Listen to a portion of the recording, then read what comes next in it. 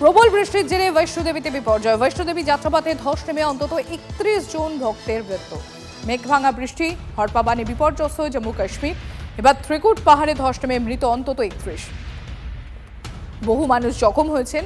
কাদা পাথরের নিচে এখনো অনেকের আটকে থাকার আশঙ্কা।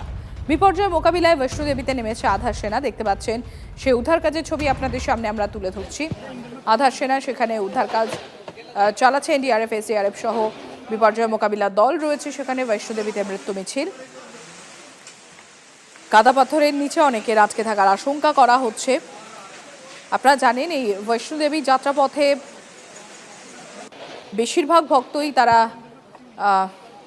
বেছে নেন হেঁটেই বৈষ্ণোদেবী পর্যন্ত যাওয়ার জন্য, এবং এই যাত্রাপথে অর্থাৎ ত্রিকুট পাহাড়ি সেখানে ধস নামায় রীতিমতো বিপর্যস্ত গোটা অবস্থা। এবং এখানে আরও একটা প্রশ্ন উঠেছে যে এই রকম পরিস্থিতিতে অর্থাৎ এত খারাপ আবহাওয়ায় কি করে সেখানে যাত্রার অনুমতি বা পারমিশন দেয়া হলো, সেই প্রশ্নও কিন্তু এখন উঠছে প্রশাসনের বিরুদ্ধে যে কিভাবে এই অনুমতি দেয়া হলো। এবং আপনাদের জানিয়ে রাখি এই ঘটনার পর, বিপর্যয়ের পর ইতিমধ্যে বৈষ্ণোদেবীর যাত্রা পুরোপুরি স্থগিত রাখা হয়েছে। অর্থাৎ যে দুটো রাস্তা দিয়েই বৈষ্ণোদেবীর যাত্রা করা যেত, ওল্ড রোড এবং নিউ রুট, দুটো রুটই বন্ধ রাখা হয়েছে।